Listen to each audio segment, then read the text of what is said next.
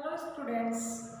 पिछले लेक्चर्स में अपन देख रहे थे कार्बोहाइड्रेट्स में अपन देख रहे थे कि कार्बन की संख्या को किस तरीके से अपन बढ़ा सकते हैं, यानी कि आप पेंटोस से हेक्सोस कैसे बना सकते हो, टेट्रोस से पेंटोस किस तरीके से बना सकते हो। उसके लिए अपन ने किली-एनी-फिशर संश्लेषण देखा। किली-एनी-फिशर संश्लेषण के अंदर आपने देखा कि कार्बन की संख्या में वृद्धि हो रही है ना। अगर आपके पास कोई 5 कार्बन है, किसी वो रिएक्शन के थ्रू आपके 6 कार्बन में कन्वर्ट हो रहा है, यानी कोई एल्डोज है। एल्डोज क्या है कि जिसके अंदर आपके एल्डिहाइड समूह प्रेजेंट हो। अगर किसी कार्बोहाइड्रेट के अंदर एल्डिहाइड समूह प्रेजेंट है उसे एल्डोज कहा जाता है। अगर कीटोज किसे कहा जाता है, अगर किसी कार्बोहाइड्रेट के अंदर कीटोन समूह प्रेजेंट है तो उसे कीटोज कहा जाता है। तो अपन देख रहे थे कि एल्डोज श्रेणी में वृद्धि देख रहे थे, है ना, यानी कार्बन संख्या में अपन वृद्धि देख रहे थे। इसके लिए एक मेथड आया था आपके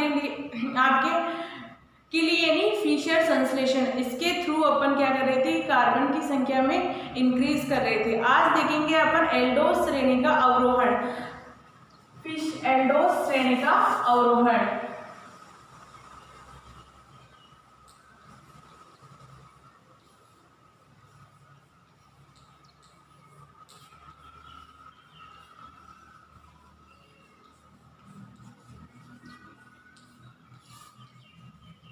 एल्डोज श्रेणी का अवरोहण क्या होता है कि अगर कार्बन की अवरोहण का मतलब होता है कि कार्बन की संख्या में कमी करना। अगर आपके पास 5 कार्बन का कोई एल्डोज है या 6 कार्बन का एल्डोज है, मान लो कार्बोहाइड्रेट है।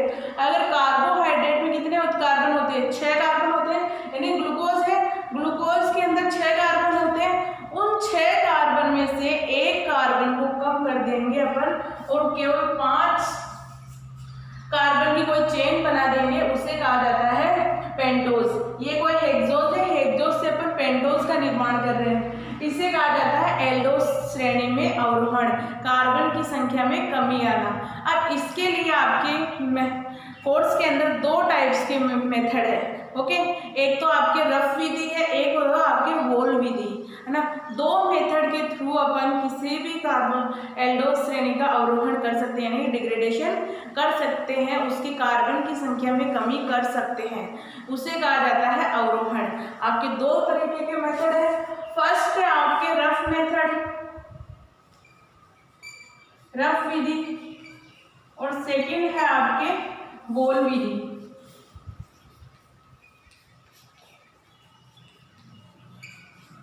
ये 2 टाइप की मेथड है जिसके द्वारा अपन कार्बन की संख्या में कमी कर सकते हैं, यानी कि कार्बन की अगर कोई अपने पास पेंटोज है, मान लो सॉरी हेक्सोज है आपके पास अगर,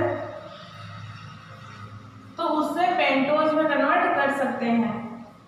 और अगर आपके पास इसमें भी यही सेम सबसे ज्यादा यूज में आने वाला मेथड है आपके होल विधि, यानी कि सबसे इम्पोर्टेंट मेथड है।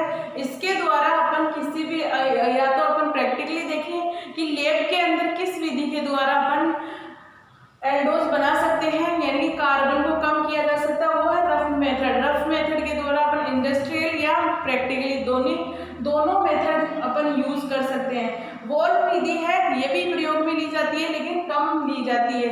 रफ विधि आपके सबसे ज्यादा यूज की जाती है किसी भी एल्डोज श्रेणी का अवरोहण करने के लिए। अब आपके बात आती है कि अवरोहण में आपके पास फर्स्ट कार्बन और सेकंड कार्बन होता है, उन्हीं का ब्रेक होता है। उन्हीं के ब्रेक होने से आपके क्या होता है, कार्बन श्रेणी के अंदर कमी आती है, कार्बन नंबर 1 और कार्बन नंबर 2 से ऊपर से। तो इन्हीं को अपन चेंज करके देखते हैं कि कार्बन की संख्या में कमी आ रही है या नहीं आ रही है, ओके। तो अब देखेंगे अपन रफ मेथड। रफ मेथड में देखेंगे कि कार्बन की संख्या में किस तरीके से कमी की जा सकती है। केमिकली प्रोसेस के द्वारा रिएक्शंस के थ्रू अपन कार्बन की संख्या को कम कर सकते हैं।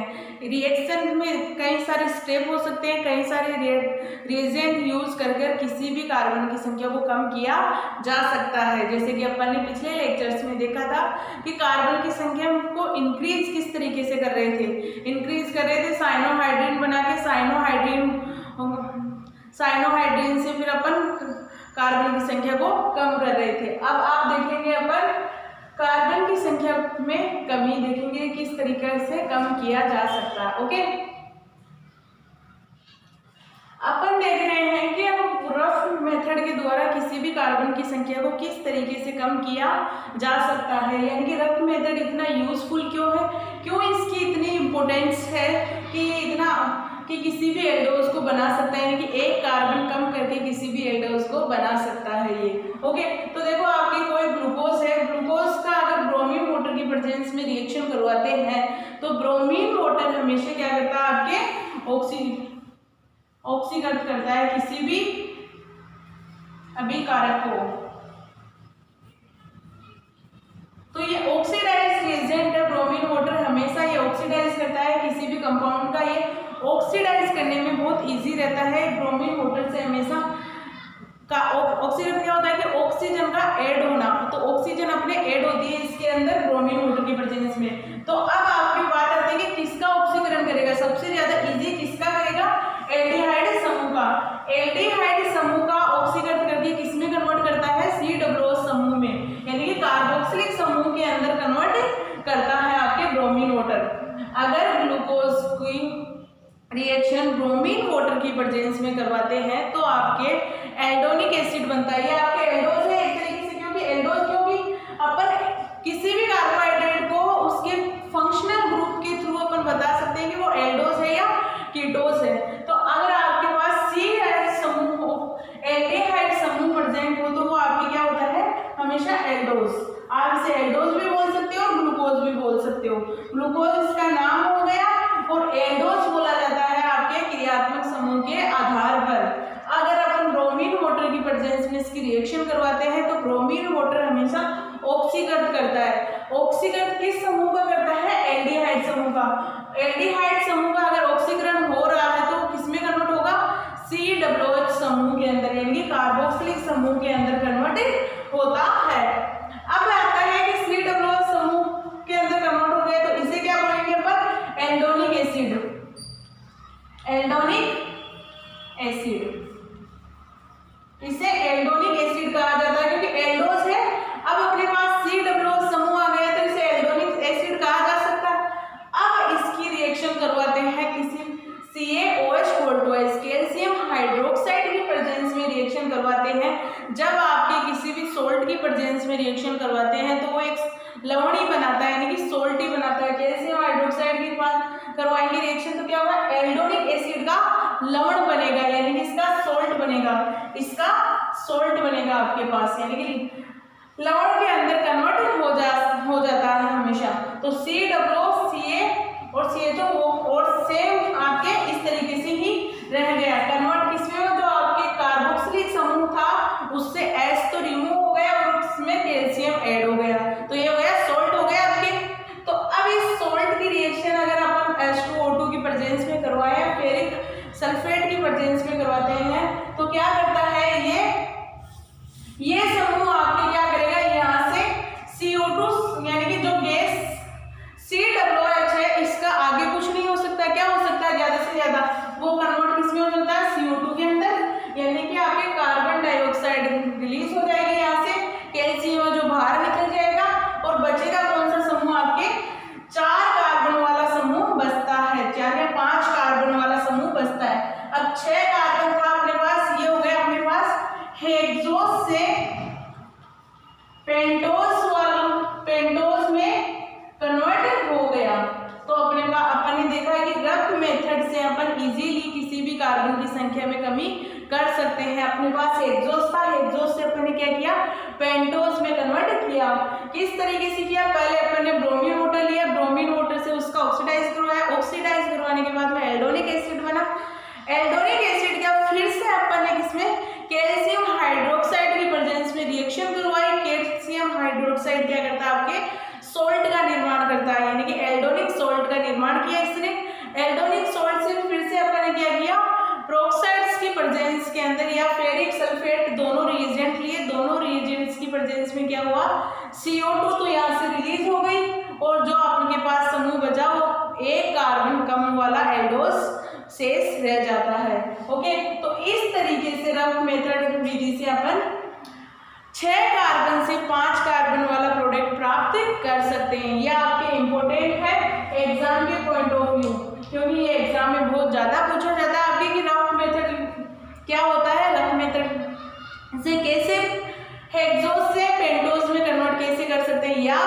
पूछ सकते हैं आपसे कि हेक्सोस को पेंटोज में किस तरीके से कन्वर्ट करोगे, तो आप किस तरीके से करोगे, रफ डिग्रेडेशन मेथड से। ओके, तो ये हो गया अपना रफ डिग्रेडेशन मेथड। ओके, अपन देखेंगे कि वोल मेथड से किस तरीके से अपन किसी भी एल्डोस श्रेणी का अवरोहण कर सकते हैं। ओके, पिछले में अपन ने देखा कि रफ मेथड से कैसे किया, अब देखेंगे कि वोल मेथड से अपन किस तरीके से डिग्रेडेशन कर सकते हैं। ओके, अब आपके आता है कि वोल मेथड से 5-6 कार्बन की संख्या को 5 कार्बन में कैसे कन्वर्ट करके 5 कार्बन संख्या वाले कार्बोहाइड्रेट को 4 कार्बन वाले कार्बोहाइड्रेट में कैसे कन्वर्ट कर सकते हैं, ये आपके मेथड है। ओके, तो 2 मेथड होते हैं आपके अवरोहण के लिए, एक है आपके रफ मेथड, सेकंड है आपका वोल मेथड। देखो दोनों एग्जाम के में बहुत ज़्यादा पूछे जाते हैं, वो दोनों इंपॉर्टेंट है आपके।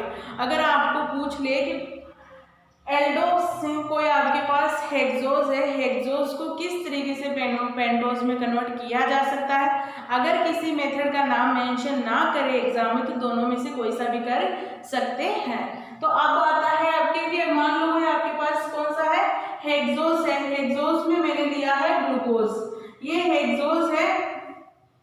हेक्सोस को अगर हाइड्रोक्सिल एमीन की प्रेजेंस में रिएक्शन करवाते हैं तो कोई ऑक्सीजन प्राप्त होता है। ये अपन ने देखा था ग्लूकोज और फ्रक्टोज की संरचना का निर्धारण जब कर रहे थे, उस टाइम ये रिएक्शंस पढ़ रहे थे कि अपन किस तरीके से ऑक्सीजन बना सकते हैं।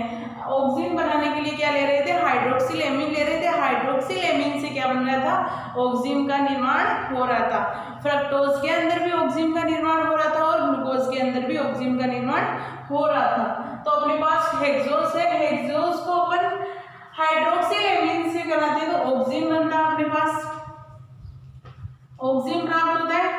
ऑक्सीजन की रिएक्शन अपन एनहाइड्राइड की प्रेजेंस और sodium acetic acid salt, acetic acid का कोई सॉल्ट लेते हैं जिसमें अंदर सोडियम है, उसके साथ अगर रिएक्शन करवाते हैं, ओके, तो अपने पास क्या होता है, देखो अपने पास इन ग्रुप पे तो क्या होता है, जो आपके पास OH समूह प्रेजेंट है उनमें तो क्या है, एसिटिलीकरण हो जाता है उनका, तो इस ग्रुप का तो क्या हो जाता है, एसिटिलीकरण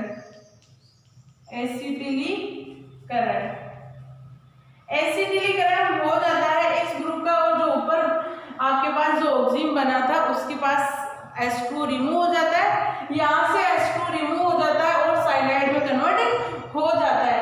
फिर अगर अपन जल अपघटन करवाते हैं तो क्या होता है, जो अपने पास एनहाइड्राइड थे, एसिटिलीन थे, वो तो आपके पास हट जाते हैं, यानी निकल जाते हैं और आपके पास ये ग्रुप प्रेजेंट रहता है। अगर फिर से वापस से इसकी रिएक्शंस करवाते हैं आगे, हाइड्रोजन, देखो ये आपके जल अपघटन का हिस्सा है, ये भी आपके जल अपघटन का ही है, जल अपघटन से ये प्रोडक्ट प्राप्त होता है। फिर से आगे इसकी रिएक्शन करवाते हैं तो क्या होता है, यहाँ से साइनाइड यानी HCN तो रिमूव हो जाता है और CHO समूह प्रेजेंट रहता है। तो ये आपके हेक्सोस था, हेक्सोस से किसमें कन्वर्ट हो गया, पेंटोज में, हेक्सोस से पेंटोज में कन्वर्ट कर सकते हैं। ओके, तो इस तरीके से अपन वोल डिग्रेडेशन मेथड से किसी भी हेक्सोस को पेंटोज में कन्वर्ट कर सकते हैं इजीली। ओके, आपकी ये 2 मेथड है जिसके द्वारा अपन इजीली किसी भी एल्डोस को एक कार्बन कम कर, एल्डोस में से एक कार्बन कम कर सकते हैं। फर्स्ट था रफ मेथड और सेकंड है वोल मेथड। वोल मेथड आपका वापस से देख लियो, एक बार रिवाइज कर देती हूँ। हेक्सोस को अगर हाइड्रोक्सिल एमीन की प्रेजेंस में रिएक्शन करवाते हैं तो ऑक्सीजन में कन्वर्ट होता है। ऑक्सीजन को एसिटिक एसिड की प्रेजेंस में रिएक्शन करवाते हैं तो आपके जो ऑक्सीजन ग्रुप था वो तो साइनाइड में कन्वर्ट होता है और जो हाइड्रोक्सिल समूह है जिसके अंदर OH समूह है उनका एसिटिलीकरण होता है। अब वापस से उनका जल अपघटन करवाने के बाद आपको एक कार्बन कम वाला एल्डोस प्राप्त होता है। ये हो गए आपके एल्डोस श्रेणी में अवरोहण, यानी कि एल्डोस श्रेणी के अंदर कोई एल्डोस चेन है उसका डिग्रेडेशन कैसे करते हैं, यानी कि उसके कार्बन की संख्या को कम कैसे करते हैं। ये कंप्लीट हो गया। आपके 2 मेथड है, दोनों इंपॉर्टेंट है और दोनों इजी भी है। ओके, अब अपन देखेंगे कि उनमें विन्यास देखेंगे, मोनोसेकेराइड के अंदर विन्यास देखेंगे, मोनोसेकेराइड के अंदर अपन उनमें कॉन्फ़िगरेशन देखेंगे। देखो ये आपके कॉन्फ़िगरेशन रिलेटेड है आपके समायोता वाले चैप्टर से। समायोता के अंदर अपन देख रहे थे कि D और L क्या होते हैं, और थ्रियोज, इरिथ्रियोज क्या होते हैं, वो सब अपन यहाँ डिस्कस करेंगे। वो भी किसमें, मोनोसेकेराइड्स के अंदर, की मोनोसेकेराइड के अंदर किस तरीके से अपन देख सकते हैं। DL नामकरण तो सबको आता है। अब देख इसमें थ्रियोज, इथ्रियोज, प्रकाशित समयता, ये सब अपन यहाँ डिस्कस करेंगे। ओके,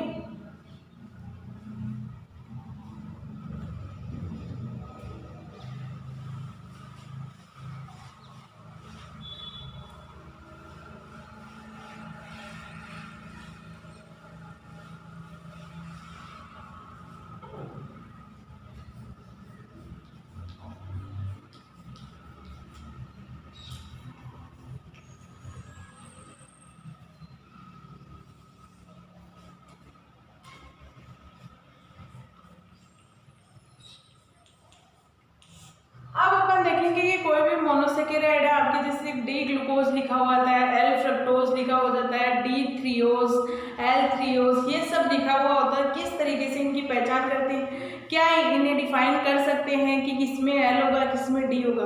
ओके, तो अपन देखेंगे, अगर आपके पास कोई कार्बन है, मान लो कोई भी आपके पास कार्बोहाइड्रेट है, कोई मान लो टेट्रोस है। ओके, जैसे CH2OH, CHOH, H, और ये हो गया CH2OH या CHO। इस तरीके का देखो आपके हमेशा D और L नामकरण किस तरीके से किया जाता है। DL नामकरण की कुछ शर्तें देख लेते हैं अपन पहले। D और L नामकरण ये होता क्या है, D को देखा जाता है अगर आपके राइट साइड के अंदर OH समूह प्रेजेंट हो, यानी कि आपके D किस तरीके से देखा जाता है, D नामकरण किस तरीके, अगर आपके OH समूह राइट साइड के अंदर प्रेजेंट हो तो उस कंडीशन में कहा जाता है कि ये D समायोगी है। ओके, और L समायोगी का मतलब होता है लेफ्ट साइड के अंदर आपके OH समूह प्रेजेंट हो। ओके, ये दो शर्तें हैं कि अगर D का मतलब होता है कि कोई OH समूह होगा वो राइट साइड में होगा, और L का मतलब है कि कोई लेफ्ट साइड में होगा OH समूह, तो उसे अपन L समायोगी कहेंगे या L नामकरण उसे रिप्रेजेंट करेंगे, L से रिप्रेजेंट करते हैं या D से रिप्रेजेंट करते हैं। ये हो गया। एक आता है कि ये कैपिटल लेटर में होता है D और L नामकरण, एक आता है आपके D और L ओके स्मॉल लेटर में होता है। फर्स्ट में D,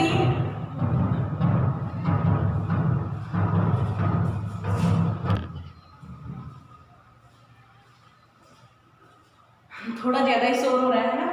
तो देखो DL नामकरण दो तरीके के देखे होंगे आपने, कभी तो देखा होगा कि एक स्मॉल लेटर में DL है और एक आपके कैपिटल लेटर में DL है। स्मॉल लेटर में DL का मतलब क्या होता है और कैपिटल लेटर में अगर DL आ जाए तो क्या मतलब होता है। देखो ये आपके नामकरण होता है आपके किसी भी कार्बोहाइड्रेट्स में प्रेजेंट होता है, या तो किसी कार्बोहाइड्रेट्स में देखा जाता है या एमिनो एसिड में। केवल दो ही आपके ऐसे कंपाउंड्स है या दो ही ऐसे अपन बोल सकते हैं ये कंपोनेंट्स हैं जिनके अंदर अपन DL नामकरण करते हैं। हर किसी के अंदर अपन DL नामकरण नहीं करते हैं कि मान लो आपके पास कोई कार्बोहाइड्रेट नहीं है उसके अंदर आप D और L नामकरण कर रहे हैं, वो पॉसिबल नहीं है। आप D और L नामकरण करते समय केवल दो बातों का ध्यान रखोगे कि आपके पास कंपाउंड किस तरीके का है या मॉलिक्यूल आपका किस तरीके का है। आपके पास दो शर्तें हैं, वो होना चाहिए आपके कार्बोहाइड्रेट्स या आपके होना चाहिए एमिनो एसिड्स। इन दो के अंदर ही अपन D और L का नामकरण करते हैं। अगर होगा कोई कार्बोहाइड्रेट होगा या होगा कोई एमिनो एसिड होगा। एमिनो एसिड कोई सा भी हो सकता है, उसमें भी अपन D और L नामकरण करते हैं। कार्बोहाइड्रेट जितने भी हैं आपके उनमें भी अपन D और L नामकरण करते हैं।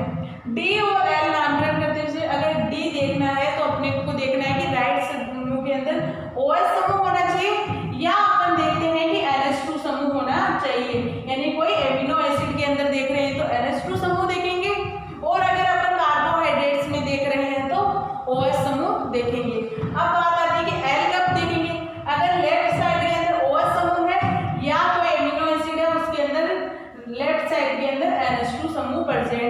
तो ये 3 बातें हैं आपको याद रखनी है कि डीएल नामकरण कब और कैसे करना है। अब बात आती है कि ये स्मॉल लेटर के अंदर डी और एल आता है, उसका क्या मतलब होता है, ये कहाँ यूज किए जाते हैं ना। ये देखो आपके किए जाते हैं प्लेन पोलराइज के अनुसार, यानी कि आपके पास कोई प्लेन पोलराइज होगा, प्लेन पोलराइज यानी कि तलीय प्रतिध्रुवण सा, है ना, कुछ ऐसा सा नाम है इंग्लिश में, हिंदी में क्या है ना, उसका प्लेन पोलराइज के द्वारा देखा जाता है। अगर प्लेन पोलराइज लाइट किसी मॉलिक्यूल्स को, अगर मान लो ये कोई सॉल्यूशन है आपका, 1 मिनट मिटा देती हूँ।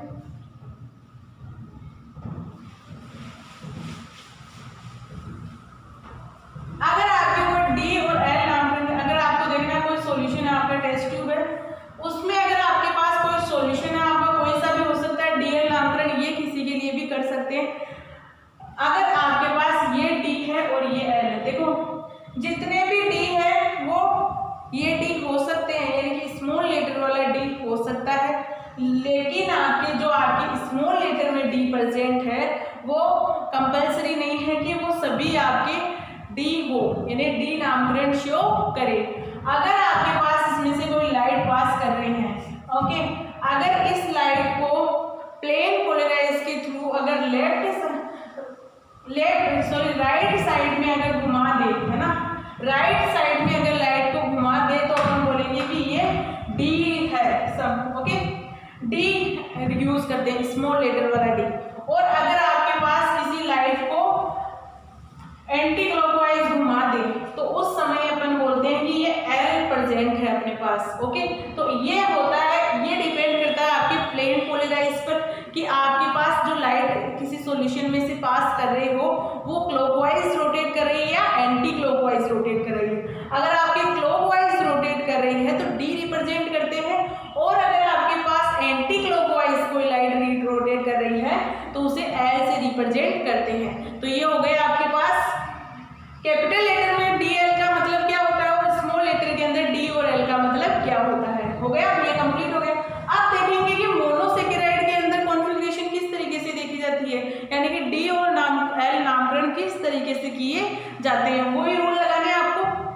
देखो आपके पास कार्बोहाइड्रेट्स में कार्बन की संख्या 6, 7 कितने भी हो सकती है, उन कार्बन संख्याओं में अपन कैसे डिसाइड करेंगे, किस OH को देखेंगे। अगर आपके पास नीचे से देखेंगे, नीचे से अगर आपके पास कोई फर्स्ट नंबर का कोई असीमित कार्बन है या सीमित कार्बन है, सीमित कार्बन से असीमित कार्बन जुड़ा हुआ है, ये कौन सा हो गया, सीमित कार्बन हो गया। यानी कि कोई अपन देख सकते हैं, एक मिनट,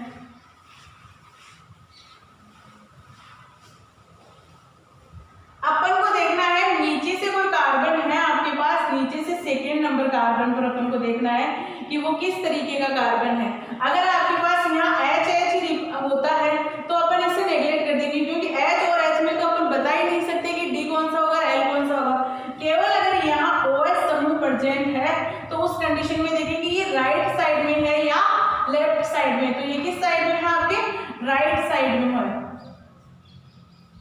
तो राइट साइड में है तो इसका नामकरण क्या होगा, डी कितने का आता है, 3 टेट्रोज बोल सकते हैं इसे कि 3 डी टेट्रोज प्रेजेंट है। सेकेंड है आपके COH H CHO और यहाँ आपके आ गया CH2OH।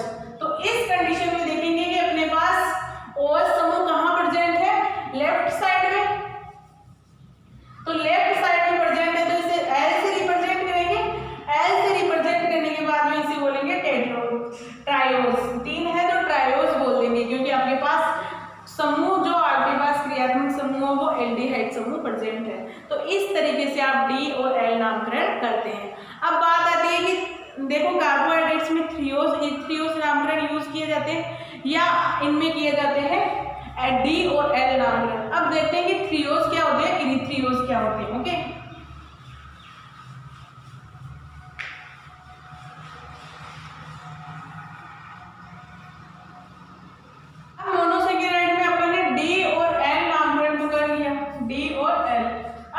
एरिथ्रियोज और थ्रियोज क्या होते हैं, एरिथ्रियोज और थ्रियोज, एरिथ्रोज। एरिथ्रियोज।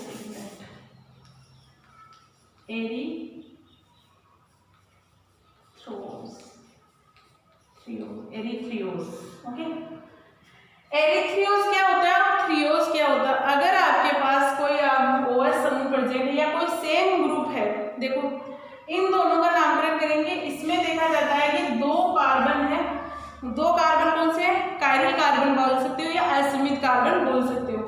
सेम यानी कि दोनों एक साथ लगे हुए होने चाहिए, एक साथ जुड़े हुए होने चाहिए।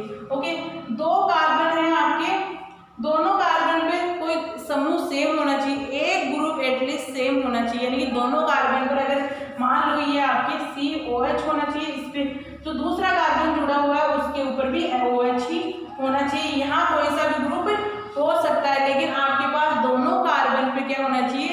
एक ग्रुप सेम होना चाहिए। उस कंडीशन में एरिथ्रोज और थ्रियोज नामकरण करते हैं। ओके, जैसे अपन सिस और ट्रांस कर रहे थे, उसी तरीके से है कि सिस क्या है, ट्रांस क्या है। उसमें सिस और ट्रांस में अपन देख रहे थे कि एटलीस्ट एक ग्रुप आपका सेम होना चाहिए दोनों कार्बन पे।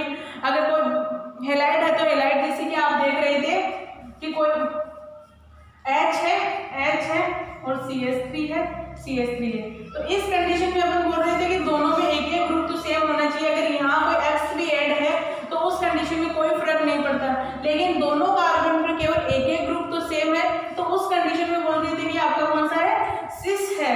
और अगर मैं इसी ग्रुप को अगर मैं यहाँ कोई दूसरा ग्रुप लगा देती हूँ, H लगा देती हूँ, तो यहाँ क्या है? ये दोनों ग्रुप सेम है, जबकि दोनों ग्रुप सेम है, लेकिन ये किस पे जुड़े हुए हैं? 180 डिग्री पर है। 180 डिग्री का मतलब क्या होता है कि ये ट्रांस है आपके। तो इस तरीके से अपन इसमें देखेंगे एरिथ्रोज क्या होता है और थ्रियोज क्या होता है। एरिथ्रोज का मतलब क्या होता है आपके?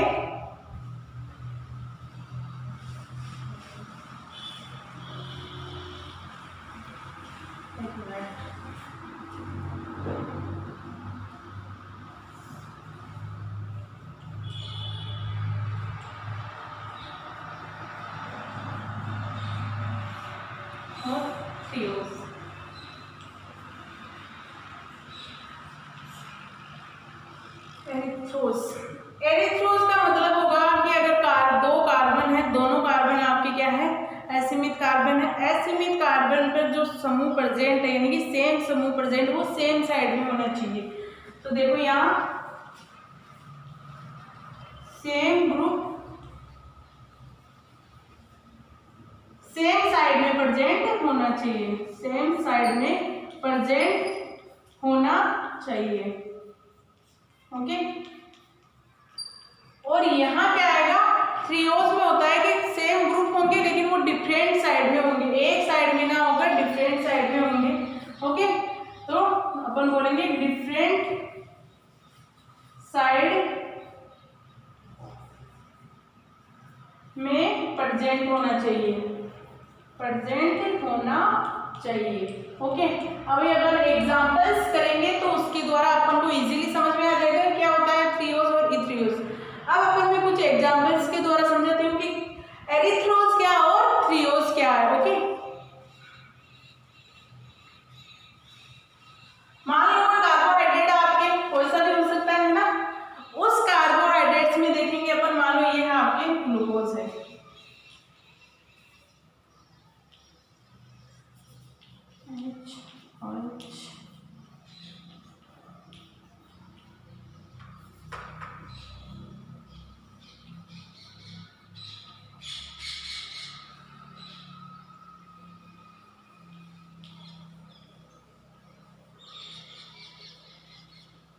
मान लो ये आपके ग्लूकोज है, उसमें देखेंगे कि OH नीचे से देखेंगे कार्बन 2 और 3 पर, तो ये OH समूह क्या है आपके? सेम साइड में, दोनों एक सेम साइड में है, तो दोनों सेम साइड में तो है, तो अपन क्या बोलेंगे इसे? एरिथ्रोज। ओके, एरिथ्रोज बोलेंगे सेम साइड होंगे। अब अपन इसमें ये भी देखेंगे कि D है या L है, तो अपन देखेंगे किस साइड में OH, नीचे से सेकंड कार्बन पर OH किस साइड में है? राइट साइड में है, तो राइट साइड में बोलेंगे कि ये D एरिथ्रोज है। अपन इस तरीके से इसे रिप्रेजेंट करते हैं, ये D एरिथ्रोज है, एरिथ्रोज है। ओके, इस तरीके से रिप्रेजेंट करते हैं, ये एरिथ्रोज है। ओके, ये आपके D गया। अब अपन इसमें देखते हैं कि थ्रियोज में क्या होता है।